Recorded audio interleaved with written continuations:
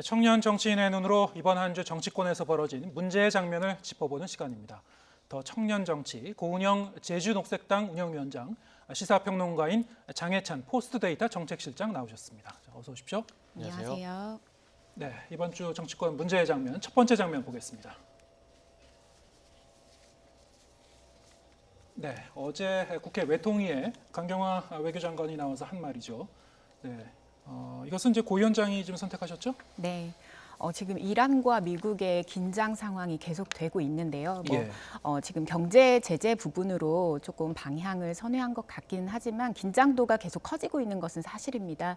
이 상황에서 지금 강경화 장관이 호르무즈 파병에 대해서 신중한 입장을 내놓으면서 미국과 우리의 입장이 똑같이 같을 수는 없다라고 이야기를 했습니다. 사실상 계속해서 동맹의 역할을 요구하고 있는 파병부터 여러 가지 역할을 요구하고 있는 미국과 조금 상반된 입장을 내놓은 건데요. 네. 이 신중한 발언에 대해서 좀 지지하는 마음으로 이번에 좀 꼽아봤는데 사실 지금 국익을 따지기 전에 이란의 사령관을 표적 살해한다든지 핵 합의에 대해서 파기를 한다든지 여러 가지 지금 미국의 요청 자체가 전혀 명분이 없는 이런 상황입니다. 그래서 국익을 따지기 전에 이 명분 없는 싸움에 우리나라가 휘말리게 되는 점, 그리고 휘말리게 될 때 가장 먼저 젊은이들이 파병의 당사자가 되는 점, 이런 것들이 좀 고려되어야 하지 않을까라는 마음입니다. 네. 지금 사실 이제 우리 정부가 이제 고민이 좀 깊어지고 있을 것 같은데요. 일단 북한 문제에 대해서는 이제 미국의 협조를 좀 받아야 되는 측면이 분명히 있고요. 지금 한미 방위비 분담금 협상이 좀 계속 좀 진행되고 있는 그런 부분도 있어가지고 미국의 요구를 완전히 외면하기도 좀 어려운 그 상황이에요. 그렇죠. 사실 동맹은 호혜적인 관계이기 때문에 미국이 최근 우리에게 방위비 분담과 관련해서 다소 무리한 요구하고 있습니다. 우리가 이 중요한 카드로 호르무즈 해협 파병 등을 거론하면서 우리도 동맹으로서 역할을 다할 테니 미국도 기존에 보여줬던 동맹으로서의 역할을 다해라. 이런 협상에 굉장히 중요하게 이 카드가 쓰일 수 있다고 보고요. 저도 섣부른 파병 결정에는 동의하지 않지만 큰 틀에서 봤을 때 결국 방위비 협상과 연계해서 이 호르무즈 해협 파병이 반드시 거론될 카드인 것은 분명하다는 입장이고, 팩트를 좀 정확히 지적해야 될 것 같아요. 새로운 군부대를 파병하거나 병력을 증강하게 되면 아마 국회 동의를 받아야 되는 사안입니다. 그러나 지금 논의되는 것은 이미 그 부근 수역에서 활동을 하고 있는 우리의 청해부대가 있습니다. 이 청해부대가 이미 호르무즈 해협 근처까지 이동을 해 있는 상황이고요. 작전 장소만 바꾸는 것이기 때문에 국회 동의 사항이 아니에요. 그러니까 새롭게 젊은 사람들을 뽑아서 차출시키는 것이 아니라 기존에 봉사하고 있는 그 지역에 파병을 나가 있는 부대를 이동시키는 것이기 때문에 어떤 파병의 정치적 무게감에 있어서는 과거 이라크나 이런 사례보다는 상당히 낮다. 우리로서도 부담이. 그런 말씀을 드리고 싶은 것이고, 우리가 호르무즈 해협 파병을 검토할 때도 전투 부대로 그곳에서 뭔가 싸운다는 것이 아니라요. 그 해협 자체에서 워낙 최근에 테러 사건들이 많이 발생하지 않았습니까? 한국 국적 소속의 여러 선박들을 보호하는 정도의 활동을 하게 된다면 당연히 국제 평화나 우리 국익에도 기여가 되는 것이고, 미국에도 우리가 이렇게 역할을 하고 있다 말하면서 그 대신 방위비 분담금 좀 상식적으로 조정하다는 그런 요구도 할 수 있기 때문에 저는 궁극적으로는 이 호르무즈 해협 파병이 일석이조가 될 수 있다고 보는 입장입니다. 네, 지금 그 양쪽의 측면이 다 있을 것 같은데요. 지금 그 이란과 미국 사이의 갈등이 일단은 이제 그 확전은 피하는 쪽으로 국면 전환을 좀 하는 그런 모양새긴 합니다만, 이란이 미국을 협조하는 나라의 군함이나 상선에 대해서는 또 위협을 가할 수 있는 상황도 배제할 수는 없기 때문에 이게 아까 고 위원장 말씀하신 대로 우리 청년, 우리 국민의 이제 생명과 안전도 지금 같이 이제 맞물려 있는 상황은 맞습니다. 그 부분에 대해서도 좀 여러 가지 고려해야 되겠죠. 네, 고려가 필요하다고 생각은 하지만 아까 전에 이제 말씀하셨던 부분에 대해서 사실 수개월 전에 호르무즈 파병에 대해서 처음으로 얘기 나왔을 때 이 코너에서 한번 다룬 적이 있습니다. 근데 그때도 제가 이런 말씀을 좀 드렸던 것 같은데요. 이제 그 지역의 위협에 방어하는 이런 역할, 봉사하는 역할로 우리 젊은이들이 그 자리에 있는 것과 그리고 분쟁에 직접 참여하는 것은 저는 전혀 다른 취지의 건이다라고 생각이 들고, 그렇기 그렇기 때문에 국회에서 반드시 그 부분에 대한 동의와 비준이 필요하다, 국민적인 합의가 필요하다라는 생각입니다. 하지만 지금 벌써부터 청와대 청원에 이 호르무즈 파병에 반대하는 목소리가 좀 나오고 있고요. 예. 지금 우리나라에서 작년에 결정됐었던 양심적 병역 거부 같은 경우에는 종교적인 이유로 양심적 병역 거부를 하는 분들도 계시지만 사실 이런 특정 국가에 혹은 전쟁에 참전하지 않겠다라는 의미에서 이렇게 그 양심적 병역 거부를 하는 젊은이들도 지금 계속 늘어나고 있는 이런 추세입니다. 이런 그 국내에 여러 가지 이런 부분들도 저는 충분히 외교적인 수준만큼 고려를 해야 되는 이런 지금 시대적인 요구가 저는 있다고 생각이 들고요. 또 한편으로 좀 말씀을 드리고자 하는 부분은 좀 질문과는 좀 다르지만 예전에 저희가 베트남 참전을 했었을 때 그때는 분명히 우리나라 경제 상황이 굉장히 어려웠습니다. 그래서 젊은이들이 파병이 된 이후에 저는 지금의 그때 세대들에게 국가가 계속해서 머리를 숙이고 예우를 해야 된다라는 생각입니다. 그때 희생으로 경제를 샀기 때문입니다. 하지만 지금 우리나라의 상황이 그때 파병으로 평화를 살 수도 없는 상황이고 경제를 살 수도 없는 상황입니다. 전혀 저는 말씀하셨던 여러 가지 카드가 될 수 있다라고 한 부분에서 원칙적으로 전혀 동의가 되지 않는 좀 이런 측면이 있습니다. 기본적으로 호르무즈 해협에서 우리나라 국적의 선박들이 많이 오가고 있습니다. 예. 그 지역이 정말 많은 원유 선박들이 오가는 지역이에요. 그런데 우리나라 선박들도 이란이나 그 지역 테러 무장단체의 타겟이 될 수 있어요. 그러면 우리가 손 놓고 미군 보고 대신 지켜달라 해야 되는 겁니까? 아니면 이미 나가 있는 청해부대가 작전 수행을 하면서 대한민국 국적의 선박들을 지키는 것이 과연 전쟁에 참여하는 것입니까? 저는 파병이라는 두 글자의 선입견을 가지고 무조건 이것이 전쟁을 하러 간다라고 생각하는 것도 좀 낡은 사고방식이라고 보고 있고요. 어디까지나 대한민국 국적 그리고 대한민국 회사들이 참여한 선박을 우리 군대가 지키는 것이 우리 군의 어떤 창설 목적과도 상당히 부합하는 일이다. 그리고 이란 같은 경우도 지금 사실상 이 솔레이마니 복수를 위해서 미사일을 쐈지만 외신 보도를 통해 확인된 것처럼 백악관에서 3시간 전부터 미사일 발사 계획을 알고 있었고 드넓은 미군 기지의 빈 곳, 공터에 쏴서 실제로는 인명 사상자가 발생하지 않았습니다. 미국도 마찬가지입니다. 트럼프 대통령이 확전 선언을 하는 대신 경제 제재를 가하겠다고 했죠. 더 이상의 무력 분쟁은 이란도 미국도 원치 않고 아마 경제를 매개로 한 신경전이 이어질 전망인데 그런 여러 가지 사항을 고려하더라도 청해부대가 호르무즈 해협에서 우리 선박을 보호할 때 특별히 다른 지역에 있는 것보다 우리 국민들의, 우리 군 장병들의 어떤 목숨이나 생명이 위험해질 가능성이 그렇게까지는 크지 않다고 보고 있고요. 확실히 말씀드릴 수 있는 건 동맹은 정말 호혜적인 것이고 한미동맹의 중요성은 단순히 눈에 보이는 효과만이 아니라 우리 대한민국이 가지고 있는 외교적인 위상, 한미관계가 끈끈할 때 우리가 일본이나 중국에게도 큰 소리를 칠 수 있었던 전례를 돌아보게 된다면 이 정도 카드는 우리가 협상 국면에서 들어줌으로써 그 대신 방위비 분담금 협상, 거듭 강조하지만 얼마나 중요한 문제입니까? 예. 이런 부분뿐만 아니라 일본과의 갈등에서도 미국이 그동안 계속 일본 편을 들어주는 인상을 우리가 많이 받았잖아요. 우리의 역할을 다하면서 미국이 제대로 된 중재자 역할을 하라고 우리도 목소리를 높일 수 있는 그런 계기가 되지 않을까 싶습니다. 네. 지금 한미 동맹 관계 그리고 우리 국민의 생명과 안전 그 부분에 대해서 이제 두 분이 특히 이제 생명과 안전을 어떻게 보호하는 것이 더 효과적일 건가에 대해서는 좀 이렇게 의견이 좀 대립하고 계신 것 같고요. 여기 이제 방금 말씀하신 대로 이란과의 이제 그 경제 관계도 사실은 고려 사항 중에 하나입니다. 만약에 이제 호르무즈 해협에 우리가 파병했을 경우에 이란 내부에 이제 한국에 대한 뭐 여론이 좀 안 좋아질 수 있는 가능성도 없지 않아 있고요. 또 분명히 이제 그 경제 교육 관계를 계속 유지해 왔기 때문에 그 부분도 이제 변수의 하나로 고려해야 되지 않을까.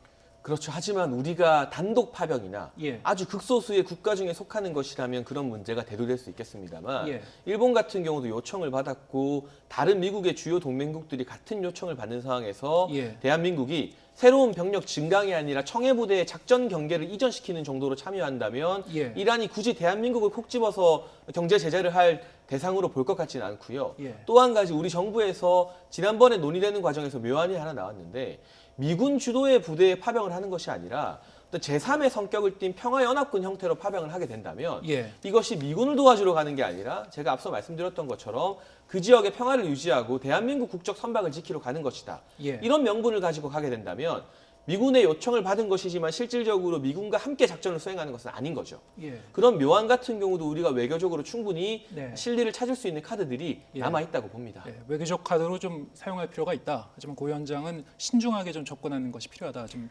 다른 의견을 주셨습니다. 어쨌든 지금 그 정영 그 청와대 국가안보실장이 지금 미국에 가 있고요. 지금 트럼프 대통령하고 이제 만났다고 합니다만 조만간 이제 또 그 양국 그 외교장관끼리 좀 만나기로 돼 있기 때문에 거기서도 좀 구체적인 협의가 되지 않을까 싶습니다. 그래서 뭔가 우리 국익의 손실을 최소화하는 방안으로 좀 묘책을 찾았으면 좋겠습니다. 자, 다음 장면으로 넘어가겠습니다.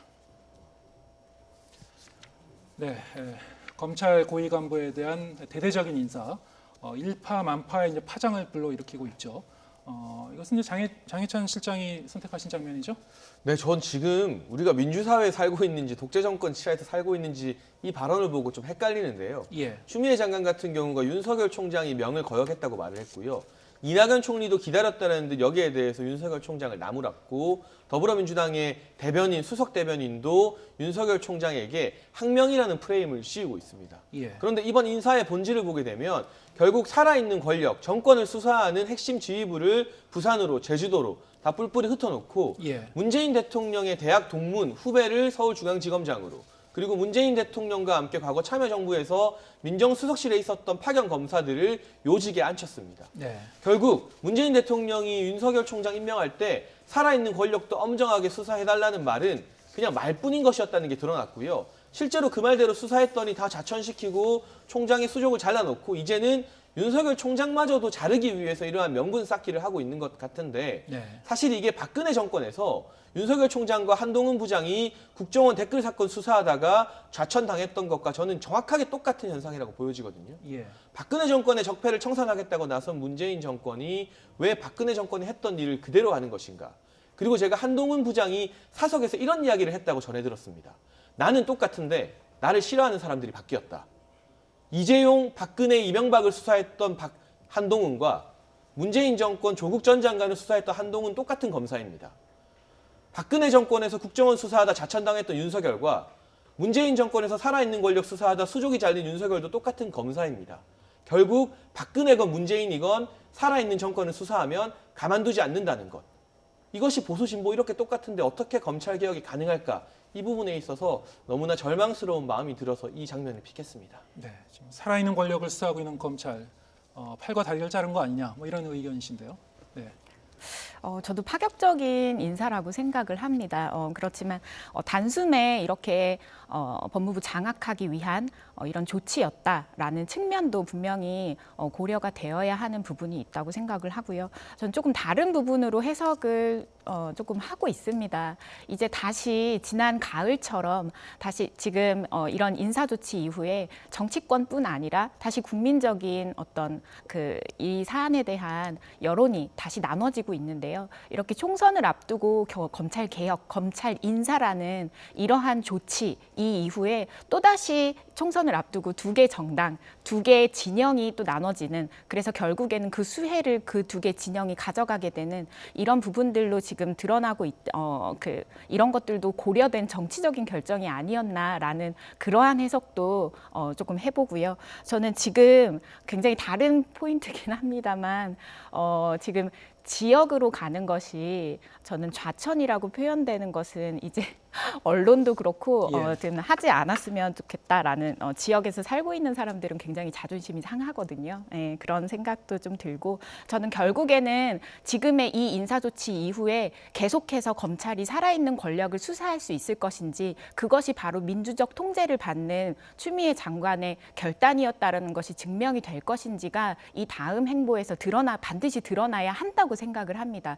그렇지 않으면 이 인사는 그냥 보복이었다. 총선을 대비하기 위한 정치적 결정이었다라고밖에 저는 평가할 수 없겠다라는 생각이고요. 때문에 이 다음 조치가 이 다음에 수사의 결과들 이런 것들이 무엇보다 중요하다고 생각합니다.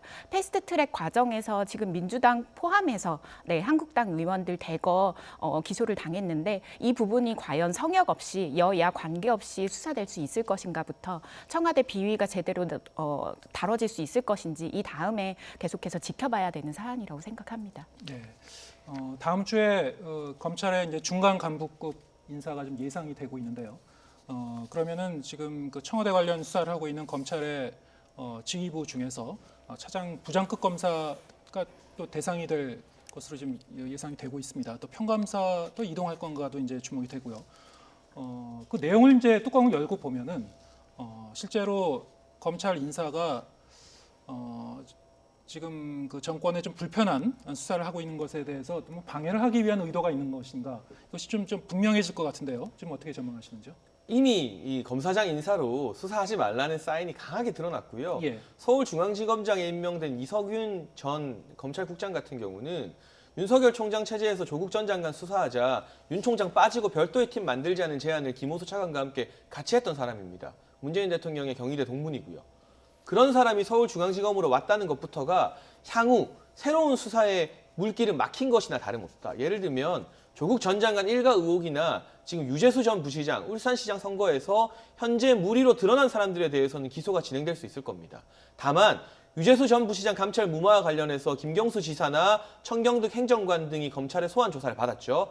울산시장 선거 개입 의혹 같은 경우는 청와대의 요직뿐만 아니라 대통령 또 송철호 시장까지도 겨누고 있는 수사인데 더 윗선으로 올라갈 동력은 이제 상실이 되었다. 예. 결국 조국 전 장관이나 유재수 전 부시장 많이 가봤자 백원우 전 민정비서관 선에서 수사를 끝내라는 것이 이번 인사의 사인인 것 같고요. 결국에는 부장검사들도 바뀌게 된다면 새로운 부장들이 그동안 몇 개월 동안 누적된 수사 기록을 다시 검토하고 수사를 펼쳐나가기는 힘들어지기 때문에 이 수사 정말 윗선까지 치고 나가는 것은 정권이 바뀐 이후에야 가능하지 않을까 싶은데 우리나라 검찰, 우리나라 사법체계 정권이 바뀌면 10년 전 수사까지 다시 끄집어냅니다. 그렇게 이명박 전 대통령이 결국 구속되지 않았습니까? 예. 전 이 수사의 불씨가 오히려 더 남아서 5년 뒤건 10년 뒤건 이러한 인사를 자행한 사람들에게 더 큰 불똥이 되어서 발목을 잡을 거라고 봅니다. 예.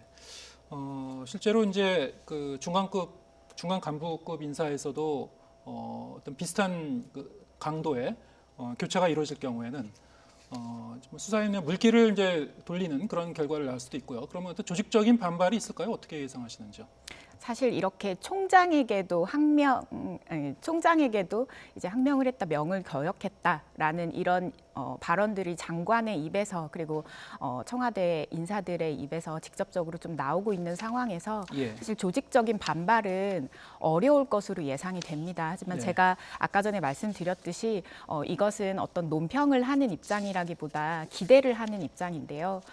추미애 장관께서 지금 방금 지적하셨던 장해찬 실장께서 지적하셨던 부분에 저는 동의를 하지만 그런 부분들을 내부적으로 질서를 새롭게 만드는 부분들에 대해서 숙제를 분명히 본인이 인식하고 가져가는 것, 그래서 살아있는 권력 또한 수사 선상에 두는 것을 지금 다음의 숙제로 분명히 가져가시기를 좀 당부를 드리고 싶습니다. 그렇지 않으면 지금의 한국당이 이 추가적인 계속 반발이 이어지고 있는데요. 그렇게 해서 국민 분열을 오히려 추미애 장관께서 조장하시게 되는 그런 정치적인 어떤 부담을 안게 되실 거라고 생각합니다. 때문에 그런 부분들은 좀 당부를 드리고 싶은 그런 예. 마음이네요. 그 부분에 대해서는 두 분이 좀 공통분모도 이제 있으신 것 같고요.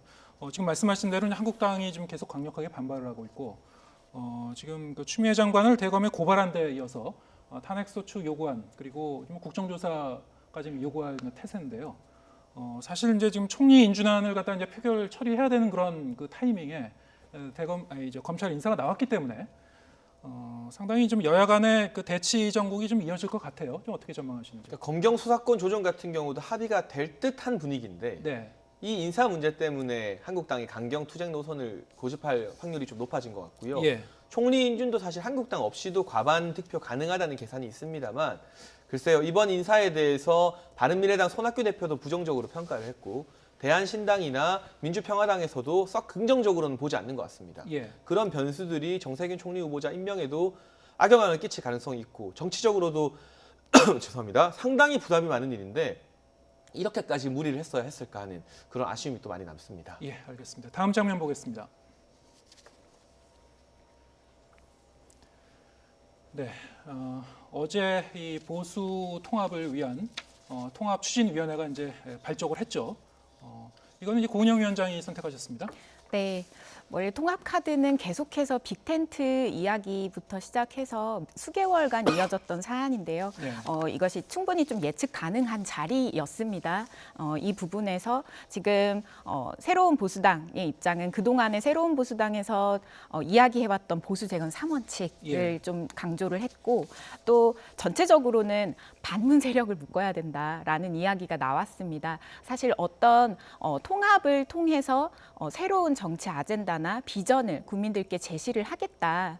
그리고 이런 숙제가 있다라고 밝히는 것이 아니라 단순히 반여당 지금의 어떤 계속해서 좀 아주 그 긴장도 높게 정치 투쟁이 있어 왔는데 그 부분을 오히려 강화시키는 그런 메시지로 이번에 통합 자리, 통합 기자회견이 좀 진행이 됐습니다. 저는 여기서 좀 아쉬운 측면이 아까 전에 말씀드렸던 반여당의 메시지 정도의 그런 메시지의 좀 빈곤함 이런 부분도 좀 지적을 하고 싶고 한편으로는 분명히 새로운 보수당에서 처음에 창당을 의사를 밝혔을 때 청바지를 입는다거나 청년 들을 중심으로 한 정당, 새로운 정당의 모습을 보여주겠다라고 방향성을 밝힌 바 있습니다. 하지만 그 부분이 쏙 빠진 채 수싸움만 결국에는 고려한 이런 통합 논의가 시작되는 것을 좀 보면서 그래서 어떤 것을 위한 통합인가 이런 비전의 빈곤함이 좀 있었다라는 좀 부분을 지적하고 싶습니다. 네, 비전의 빈곤함이 엿보였다. 자, 어떻게 보고 계십니까? 글쎄요, 저는 이 보수 세력 내부에서도 여러 가지 차이점들이 꽤 있어요. 예.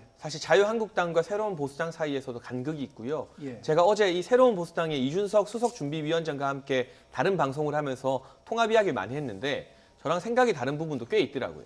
하지만 중요한 것은 이 문재인 정부가 추진하는 여러 정책과 이념 거기에 맞서기 위해서는 보수 세력 내부의 작은 차이들은 우리가 눈 감고 덮어줄 때가 왔다는 판단을 이제는 모두가 하고 있는 것 같고요. 그러기 위해서는 각자의 기득권을 내려놓아야 됩니다. 한국당과 황교안 대표도 기득권을 내려놓아야 되고 새로운 보수당 마찬가지로 뭔가 지분을 더 많이 가지고 들어가고 싶다는 그런 기득권 내려놓아야 되고요. 시민단체나 다른 이제 창당을 추진 중인 군소정당들도 이번에 내가 창당에 기여함으로써 그래도 공천권 몇 자리는 받겠지. 이런 안일한 마음가짐을 모두가 내려놓을 때 국민에게 감동을 줄 수 있는 보수 통합이 될 수 있는데 보수를 지지하는 많은 국민들은 어쨌든 다음 총선에서 한 표를 행사하기 원합니다. 하나의 보수 정당에게. 그 마음을 외면하고 기득권을 더 주장하다가 통합의 틀을 깨버리는 세력이 나온다면 두고두고 보수 진영의 지지자들에게 심판을 받을 것이기 때문에 이번 통합 논의 단순히 각 정파의 이해관계가 중요한 것이 아니라 보수 진영에게 주어진 마지막 기회라는 각오로 잘 진행을 시켜야 될 것 같고요. 그런 점에서 박형준 위원장 선임은 굉장히 적절한 인사로 보고 다만 적재적소에서 30대, 40대 청년들이 보다 많은 목소리를 낼 수 있는 그런 보수 통합이었으면 좋겠다는 말씀에는 동의를 합니다. 예, 이번엔 또 마지막 장면 보겠습니다. 네, 이거는 지금 장해찬 실장이 선정하셨는데요. 예, 어떤 그 의미가 담겨 있습니까? 지금 보시면 더불어민주당에서 영입 인재들 계속 발표하고 있는데 사실 긍정적인 여론이 많았습니다. 2호 인재 원종건 씨도 그렇고 5호 인재 오영환 씨도 청년 인재들인데요. 특히 소방관 출신인 오영환 씨 같은 경우는 조국 전 장관 자녀 입시 문제가 당시 학부모들의 관행적 행위다. 이런 발언을 해서 여론의 또 문매를 맞기도 했습니다. 2030의 마음을 다시 찾으라고 부른 인재가 오히려 2030의 마음에 불을 지르고 있는 셈인데 여기서 저는 두 가지 문제를 지적하고 싶어요. 청년이 정당에 들어오면 나를 영입하고 나에게 공천을 줄 당 지도부가 마음에 들어할 소리를 하면 안 되고요. 옆에 앉아있는 이해찬 대표, 또 한국당이라면 황교안 대표가 인사 확 찌그릴 그런 소리를 해야 됩니다. 그래야 정치권을 싫어하는 2030의 마음을 사올 수 있는 거예요. 대부분의 청년 영입 인재들은 이 당 밖에 있는 평범한 청년 마음을 살려는 게 아니라 나를 뽑아준 대표 마음을 살려는 정치적인 발언을 합니다. 그래서는 청년 인재의 영입 의미가 없다는 말씀 드리고 싶고 두 번째는 언제까지 이렇게 마스코트식 청년 영입 인재로 때울 것인가. 한국당과 민주당 모두 내부에 수많은 청년들이 있는데 왜 제대로 육성하고 키워서 10대, 20대부터 교육시켜서 30대 국회의원 장관 만들 생각은 안 하고 선거가 되면 면피용으로 감동적인 스토리 있고 뭔가 신원 서판이 괜찮은 사람을 뽑는 이 나쁜 관행. 저는 이 관행이야말로 오영환 씨가 말한 관행보다 더 나쁜 정치권의 관행이라고 봐서요. 이제는 영입 인재로 이벤트성으로 선거에 대비하는 관행이 아니라 진짜 사람을 키우고 100년을 바라보는 그런 관행을 우리 정당들이 좀 만들었으면 합니다. 네, 민주당 영입인재 5호인 이제 오영환 씨 발언이 당 안팎에서 이제 논란을 불러일으킨 건 맞고요. 근데 이제 그 동안에 이제 영입 그 인사에 대해서 상당히 좀 평가절하하셨는데 자, 어떤 의견을 갖고 계십니까? 아니 그런데 정확히 예. 제 의견과 좀 일치합니다. 제가 지금 속한 녹색당 또한 내부에서 인재를 먼저 발굴하는 것이 첫 번째 숙제이고요. 예. 네, 그리고 앞서서 첫 번째 문제로 이야기하셨던 얼굴 확 찌푸리는 이야기를 해야 네. 외부의 마음을 살 수 있다라는 부분에도 동의합니다. 저는 여기서 한 가지를 더 짚고 싶습니다. 청년 정치인들이 외부에서 인재 영입이 됐든 내부 정당에서 오랫동안 길러져 와서 발굴이 됐든 저는 청년 정치인들은 사회적인 자산으로 봐야 된다는 생각입니다. 예. 때문에 이런 언론들의 질문도 예. 새우등 터질 수밖에 없는 이런 부분들로 질문이 가는 것이 아니라 예. 이날 이 답변이 있었던 이 자리 제주도에서 23도 겨울 초겨울에 이런 겨울 중간에 23도를 찍었고 지금 전 세계적으로 호주 산불이 아주 중요한 중대한 지구적 뉴스로 지금 다뤄지고 있는 이런 상황입니다. 이런 상황에서 기후 변화 정치, 기후 정치라든지 그 청년 정치인이 공천을 받아서 어떤 일을 할 것인지 묻는 그런 언론의 자세도 저는 분명히 필요하다고 생각합니다. 말씀하셨듯이 지금 청년 정치인들은 사실상 그 위치성이 뭐 금태섭 위원처럼 배지를 지금 달고 있는 것이 아니잖아요. 때문에 그러한 부분들을 고려한 미래 비전을 묻는 그런 질문들도 더욱더 많아지기를 그런 희망을 좀 하고 있습니다. 네, 뭐 이제 일회성, 뭐 이벤트성, 화제성이 아닌 좀 더 이제 장기적인 안목을 갖고 청년 인재를 영입할 필요가 있다 그런 말씀으로 이야기했습니다. 자, 더 청년 정치 오늘은 여기까지 듣겠습니다. 고은영 제주 녹색당 운영위원장 그리고 시사평론가 장해찬 포스트데이터 정책실장과 얘기 나눴습니다. 고맙습니다. 감사합니다. 감사합니다.